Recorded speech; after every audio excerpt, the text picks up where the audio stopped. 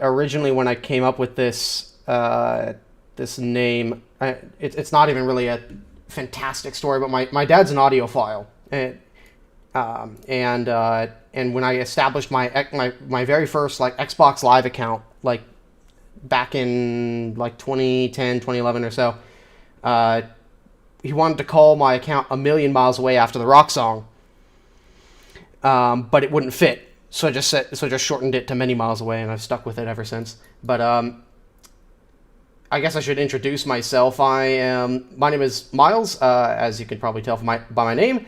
I am 22 years old, and I am a War Thunder YouTuber who resides in Southern California.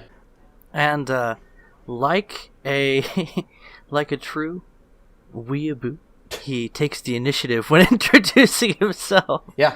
So, welcome to the channel, Miles. We're going to have a nice casual chat today. Pleasure to be here. And we are going to talk about who you are as a person. And thanks for giving us a little bit of your history. I think that's pretty neat how you ended up with your online handle. Yeah. And you have been making War Thunder YouTube videos for a while now.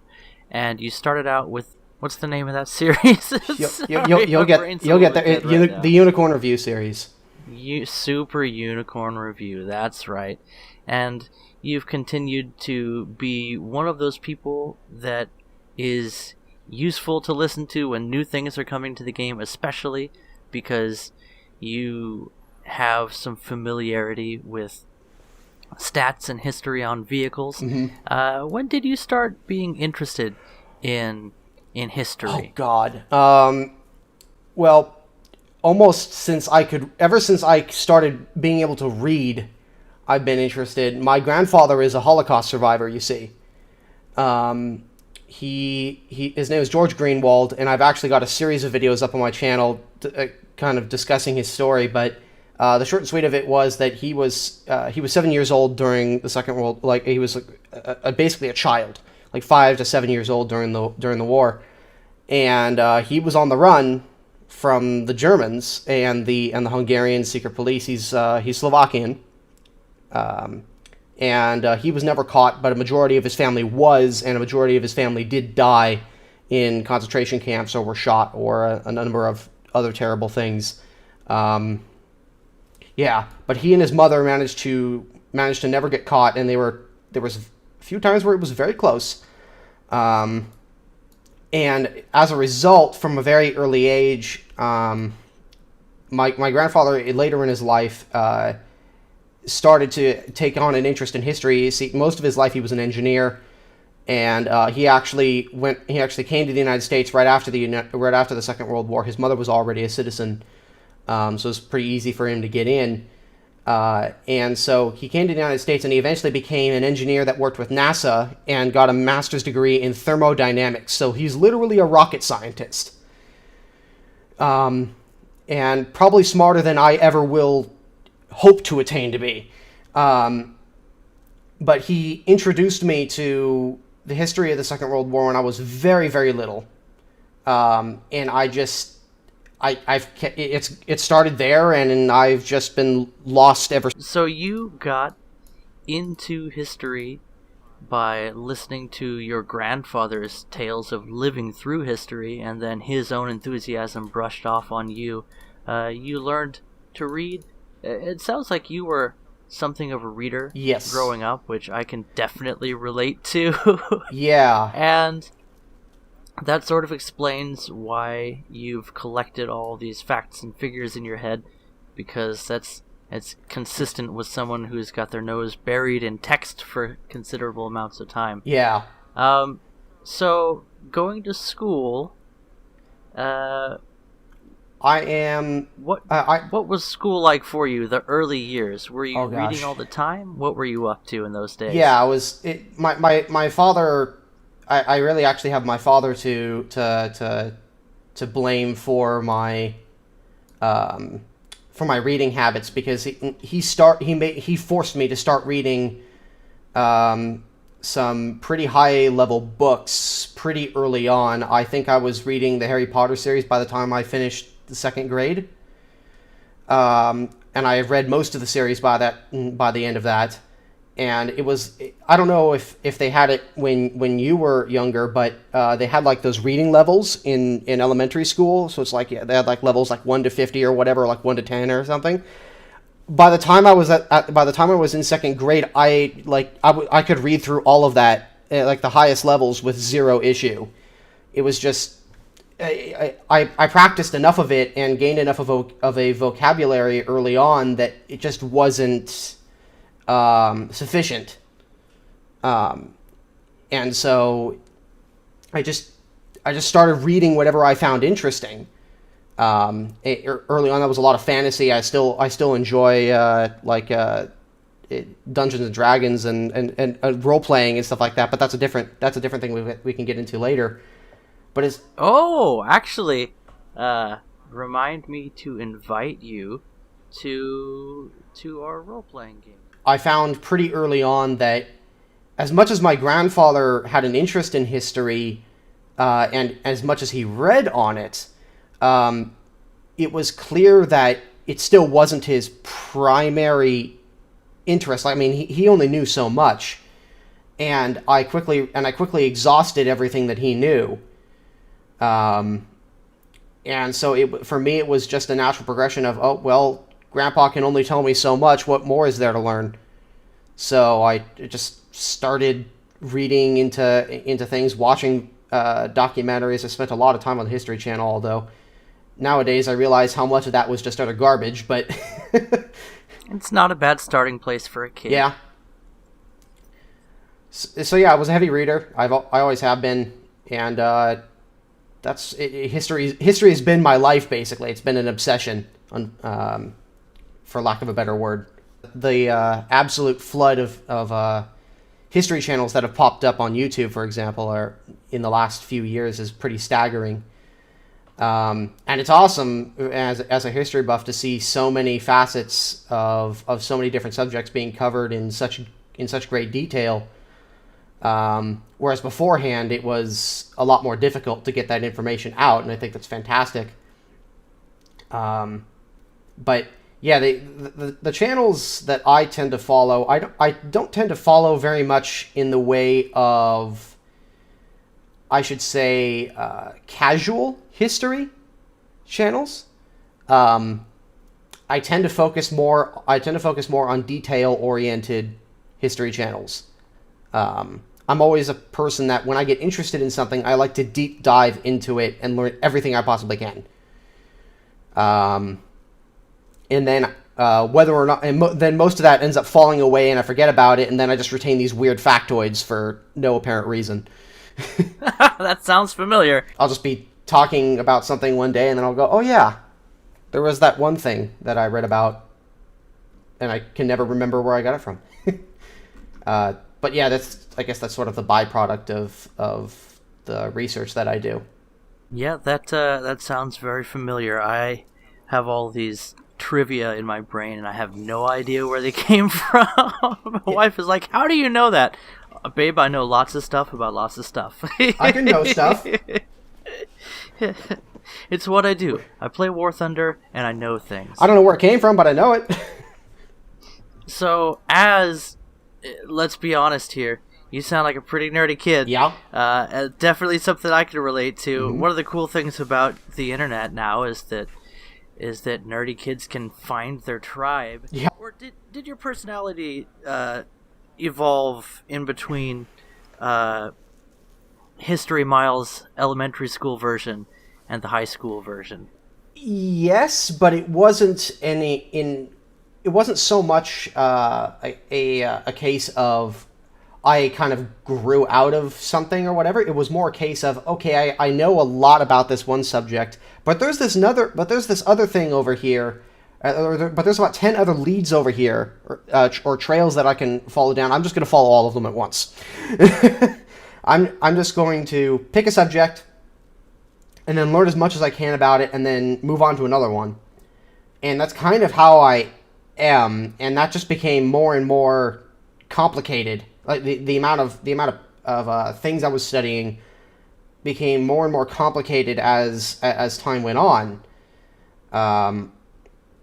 it wasn't as far as my school experience goes. Like I was pretty fortunate in the fact that I've had a relatively stable family, although my parents did split up in when I was in middle school, and I think that actually was pretty important there because that forced me to my that forced me and my brother. I do have a younger brother. He's 3 years younger than me. To, I guess, get closer, and it also forced me to sort of grow up a little bit, and start to realize that I needed to take on a lot more responsibility.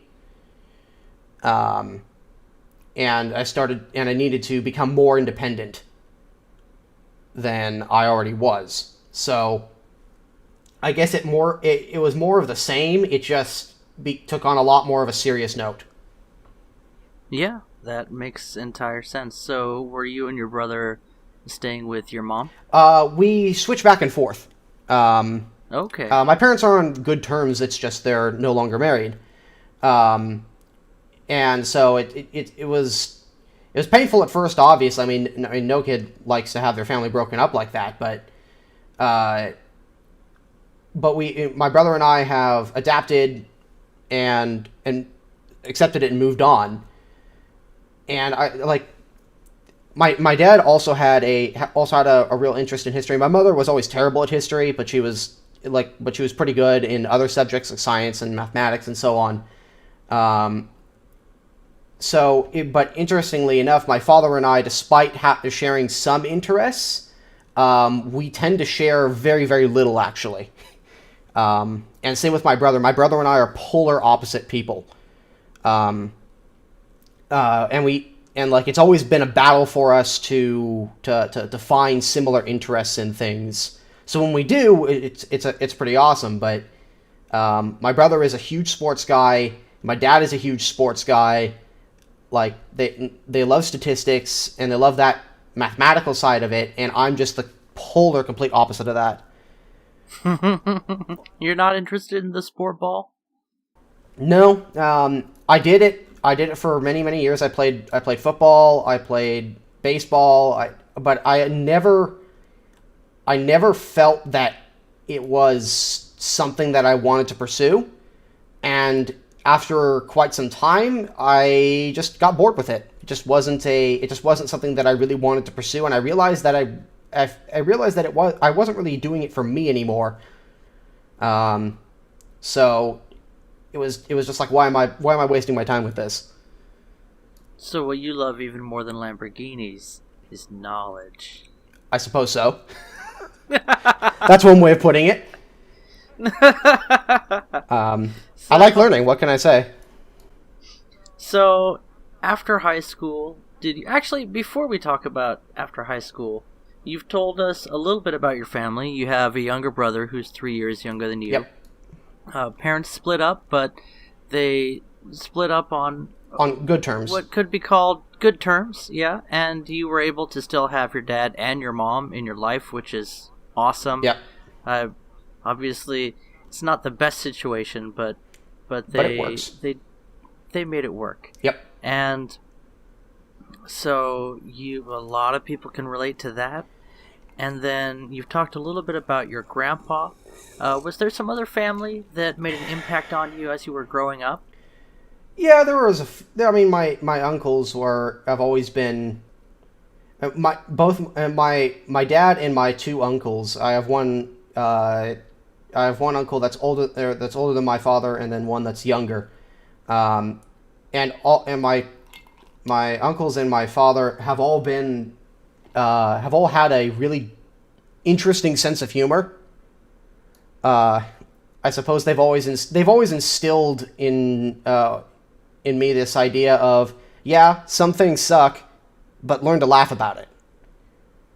And learn to have a positive attitude, I suppose, or a more positive attitude, and try to see the silver lining in things. And I guess that sort of translates into what I ended up doing with YouTube. I mean, because I did YouTube videos long before the Unicorn Review series. The difference is that they weren't all that special and really they weren't worth watching anyways. I can relate to that.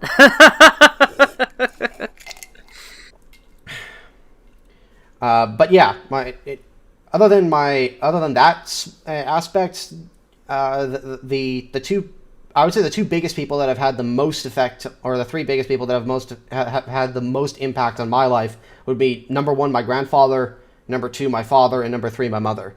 My mother's always been sort of this. She's been extremely supportive in, if not totally understanding of my obsession, and she's always adopted this attitude of, if you want to do something, I will support you in it, as long as it's not self-destructive, which I think is pretty reasonable. That sounds like a great mom. Yeah. Yeah, as now a 31-year-old man, I already feel like I'm falling behind the times. There's so much I don't understand. I'm 22 and I feel like I'm falling behind the times. You just smile and nod and give them lunch money and give them a hug on the way out the door and just hope good things happen. But it sounded like you got some good raising from your parents, and they're are both of them still around to support you today? Yeah. Although I've started to live with my mother more. My mother recently moved to a different side of town. Beforehand, when they split up, she moved to a place that was pretty close to my dad, so it was really easy to switch back and forth. Now I have to go through a relatively substantial commute in order to go between houses, so I just tend to stay with my mother right now, and then do various activities with my father as things come up. I sort of grounded myself at my mother's place for my sort of home base, I guess you could say, for now. Meanwhile, in the League of Evil. Yeah, pretty much. So we were talking about school, right? And I made a mental note to jump back to that. So after high school, what were your dreams for when you were finishing high school? Oh God. The thing is that I've had a few ideas over the years of what I wanted to do. But I always keep coming back to history. So like for a while I wanted to be a software engineer, and then I tried that and I realized, I don't think I'm quite wired that way. Pardon the pun. To think in the way that I would need to become a software engineer. So after high school, I suppose I'm going to a community college. I went to a community college. I'm still going there, but I'm finishing that up so I could transfer to a university.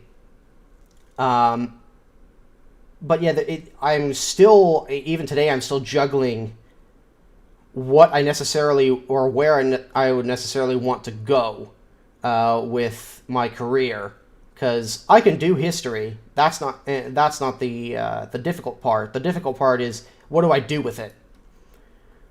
And the thing that sticks out most in my mind is teaching.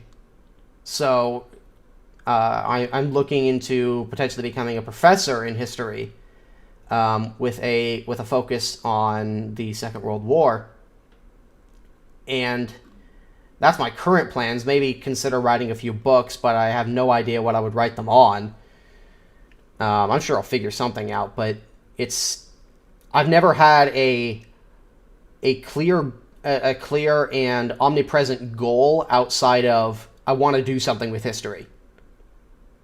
Yeah, well, if you keep on building your skills, as I see you doing with your channel, which is the only access I really had to you before, and you keep just taking advantage of the opportunities that come, I'm sure something wonderful will unfold itself for you. Sure. And I honestly think that we're living in very interesting times. So that's one way to put it, yeah. Yes, stay tuned for what's coming.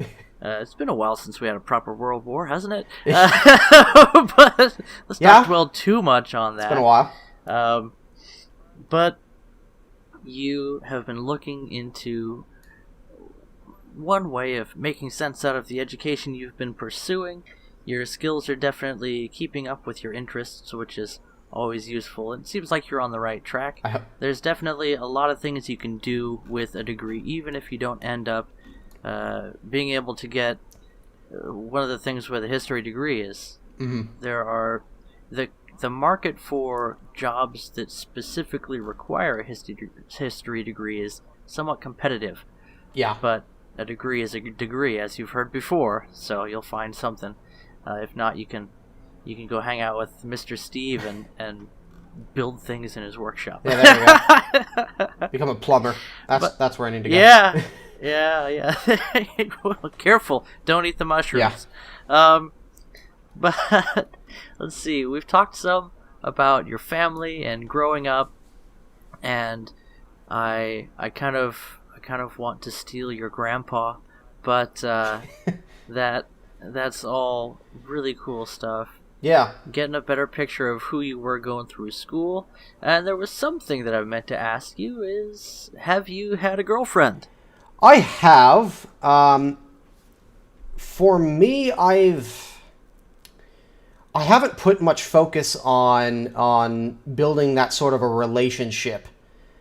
And I realized that seeing many of my friends go through like the high school girlfriend and all that drama, that I realized that wasn't as important to me. If I find somebody, then I find somebody, but it's not a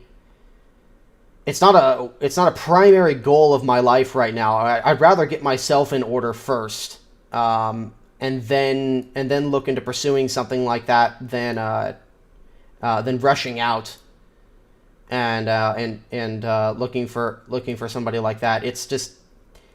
It's not a priority for me. Yeah, you'd hate to find yourself overextended, low on supplies, and with no infantry support. Yeah, so worst case scenario. That's wise of you. The last thing you want to do is treat a close personal relationship like some kind of game. Yeah. After all, War Thunder might get jealous. So. Yeah. With that, that's a great view of who you are as a person, and thanks for sharing all of that. Yeah, no problem. And I wonder if, while we're talking, any stories came up in your mind that you felt like maybe sharing with us. Tell us a story. Oh God. Well, the first thing that comes to my mind is my grandfather and I growing up. He used to live relatively close by me during my childhood. And so it was really easy to go and see him, as long as my parents were willing to drive me, of course. And I spent way too much time at his place playing combat flight simulators, like Microsoft Combat Flight Simulator and so on. Oh, yeah. And watching Star Wars The Empire Strikes Back. Dear God, I must have watched that movie about 1 trillion times. And I still can't get over how much fun that is. I wouldn't call myself like a huge Star Wars fanatic, but I do appreciate its value, and I do enjoy that. But my grandfather would also take myself and my younger brother to the local airport, and on the perimeter of the airport there was a few offices, and if you go into the parking lot behind the offices, there was a hedge and then a fence, a metallic fence. And basically there was a spot there where there was a hole cut in the hedge where you could, and a mat there where you could go in, basically like look through the fence and watch the aircraft coming in and landing. And so early on I had a pretty big interest in aviation. Mm-hmm. And it also helped that Southern California was one of the major hubs of U.S. aircraft production during the Second World War. So there's a lot of stuff around here regarding that era of aviation development and history for me to absorb. And yeah, my grandfather sort of pushed me in that direction, and I think that was mostly because he had a lot of time in aerospace. I think he also had a pilot's license. Yeah, he had a pilot's license. although he sold his plane when I was relatively young because his eyes started going bad. It's like a genetic thing, I guess. And his eyes rapidly deteriorated. However, due to some operations he's undertaken, he can still see. It's just not great. So, I remember being taken up in his aircraft when I was really, really little. So just chewing on a piece of ice here, and yeah, that was definitely one of my earliest experiences with getting into history and enjoying certain aspects of it. Well, that's a beautiful, wholesome image you shared with us, Miles. Thanks for sharing that.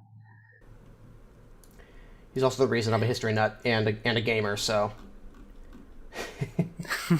ever since then, Gamers. yeah, ever since then. That's so cool that your grandpa, again, sounds like a really cool guy. Yeah.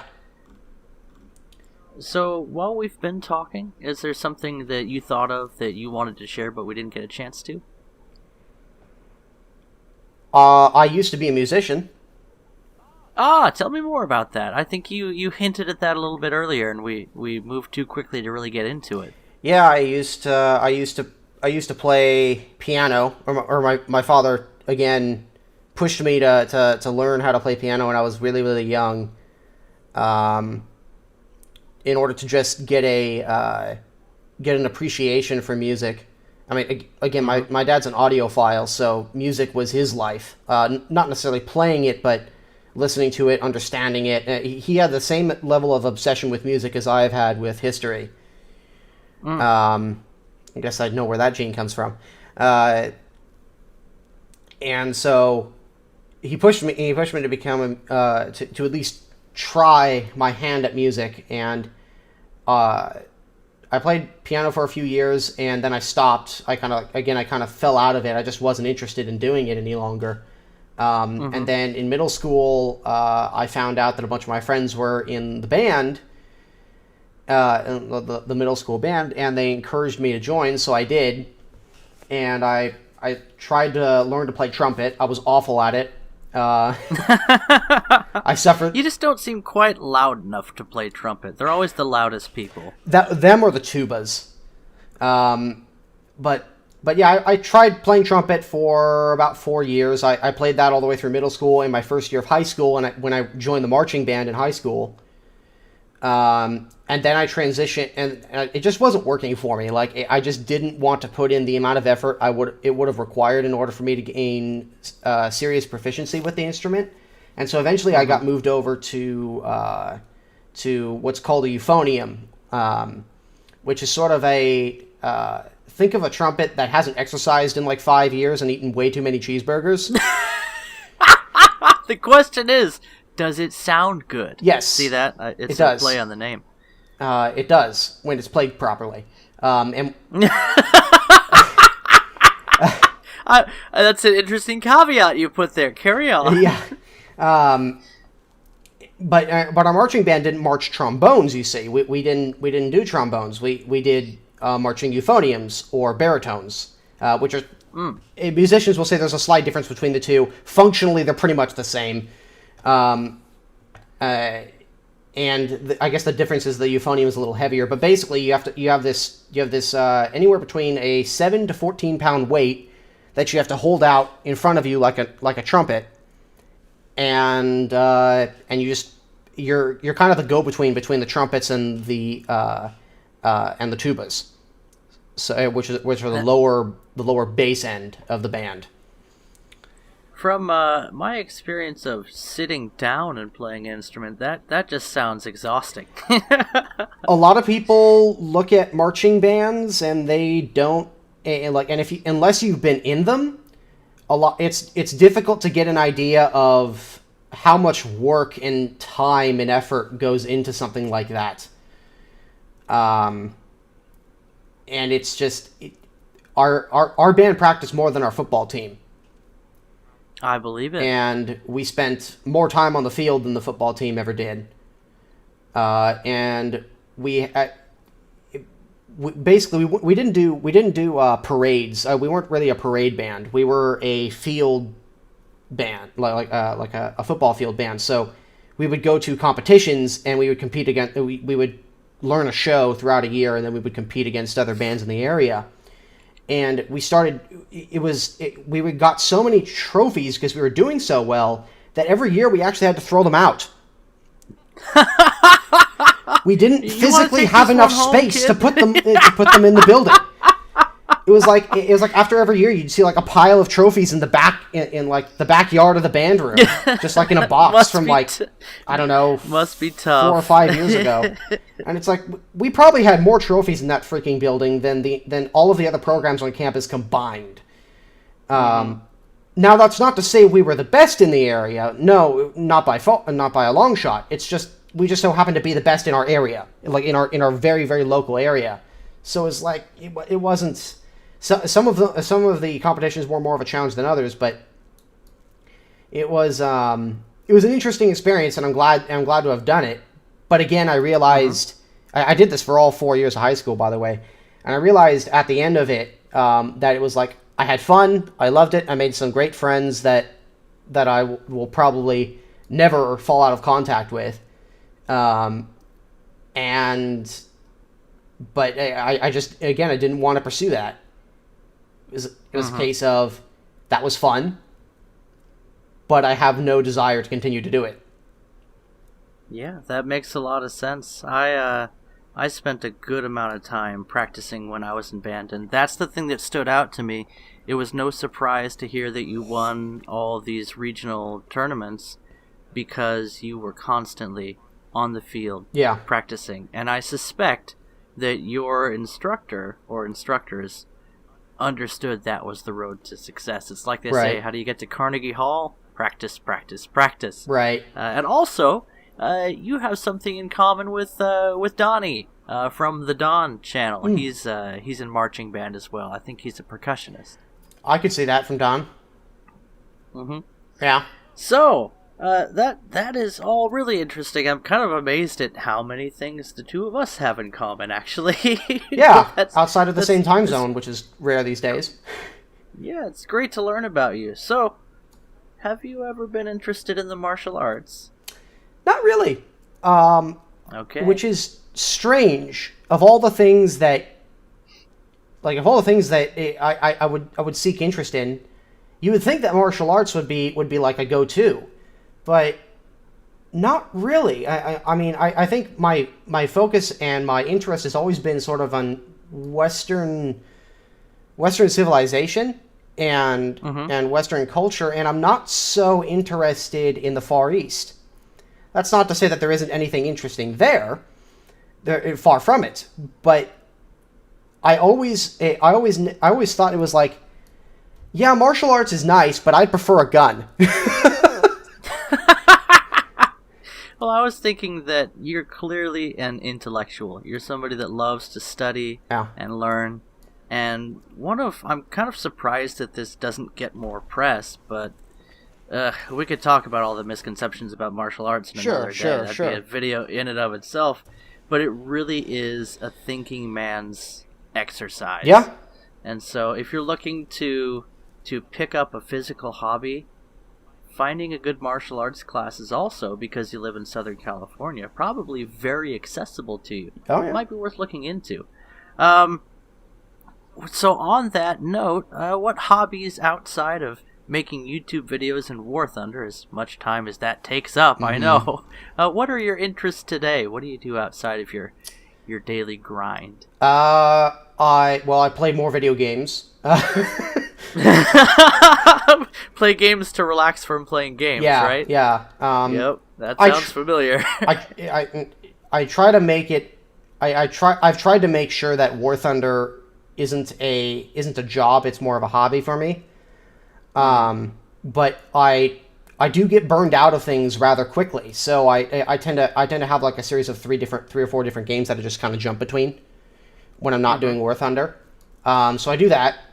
My other big hobby is firearms. I'm very interested in firearms. Unfortunately, I live in the People's Republic of California, So Move up to Oregon. There's plenty of room. I for know, you I here. know. You just gotta learn to live like an Oregonian. But actually, funnily enough, that's where my grandfather moved. So you'd like it here. I do like it there, and the few times I've been up there, it's been nice. But yeah. And hot tip: live on the coast. Cost of living is low, and the lifestyle's fantastic. All right, carry on. But yeah, firearms have been a huge interest for me. In recent years in high school, I met somebody who I've become like best buddies with, and he's super into firearms. And it's like every other week he calls me up and he's just like, "Oh, hey, I got a new toy." Yeah, I have kids instead. Yeah, I'm not allowed to go shooting without earning a little bit of more money on the side to pay for bullets. But you live that dream, Mike. Tell me more about it. Miles, you're not Mike. Sorry, I'm horrible with names. My bad. it's a more common mistake than you think. But yeah, so I go shooting on a pretty regular basis. I wouldn't call myself a marksman or an expert in it. I don't have the time to do that, unfortunately. It takes a lot. It's not like Call of Duty makes you think it is. No. And actually, I would say that firearms is just as much of a mental exercise as martial arts. I completely agree. It is a martial art, really. Yeah. Learning how to shoot and shoot accurately, and body control, muscle control, breathing control. There's a lot of other facets there, but yeah, firearms are a huge interest in my life. I don't actually own any currently. Living in California, it's a little bit more difficult than the average, and it also doesn't help that I haven't had enough financial freedom in order to invest in such a thing. Oh yeah, and that's a rabbit hole in and of itself. So yeah, firearms are a huge deal for me. Like I said, I do D&D with some of my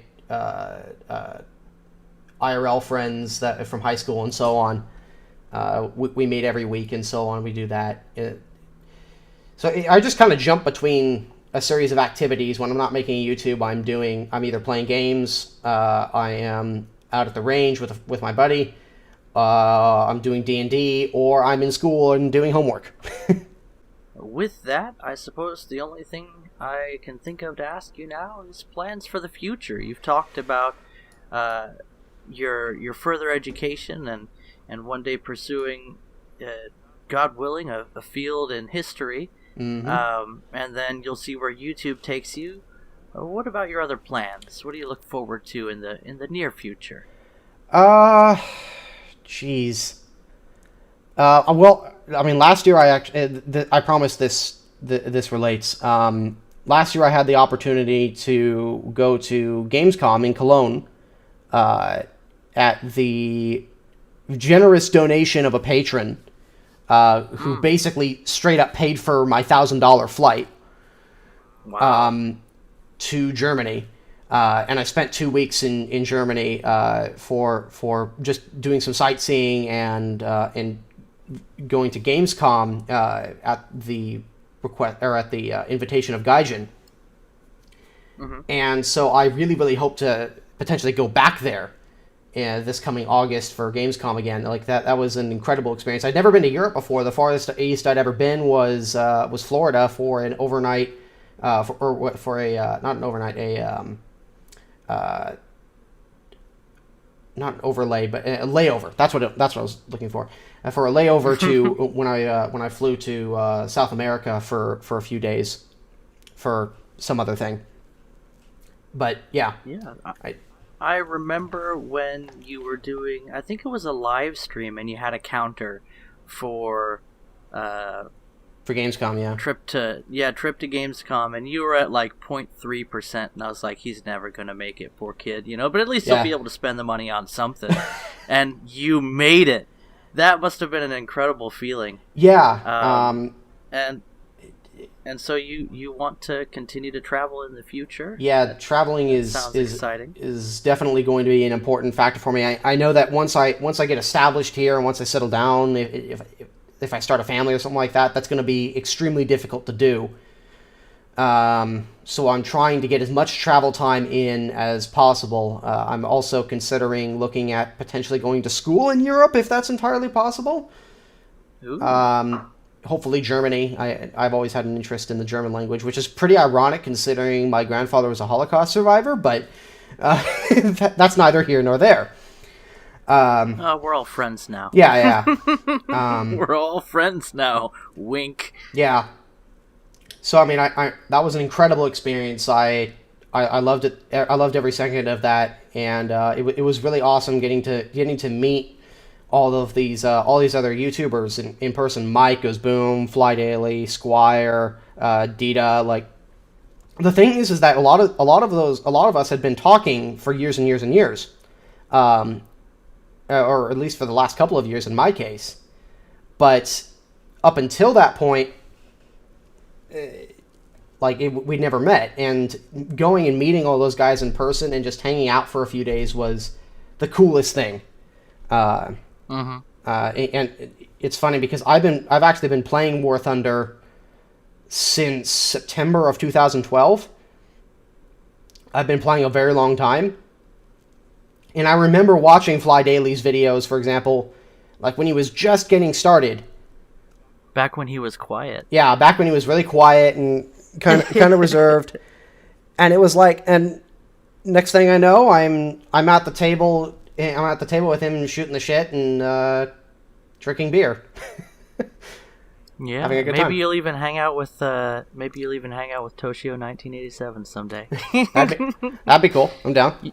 You come up to Oregon, I will cook you amazing food, and we will go shoot guns. Hey, I am all for free food and guns. 100%. Freedom. But until you emigrate from the People's Republic of California, I'll be up here. And speaking of that, I hear the tank toddler waking up, and if I don't go give her some attention, she'll probably be naked and standing in a pile of pee. So I'm going to have to probably cut this one here. No problem. Was there anything else that you wanted to talk about? Not that I can really think of. Well, I had a great time talking with you, Miles. Yeah, likewise. And I'll let you... actually, let's go ahead and sign off for the people listening. This has been Many Miles Away. He runs a YouTube channel that if you follow War Thunder, you should be familiar with. And if not, go ahead and do yourself the favor of checking him out. Miles, go ahead and sign yourself off. Thank you guys for listening to me waffle on about myself, and hope you guys found it interesting. Thank you, Toshio, for having me on. Catch you guys in the next video. Bye-bye.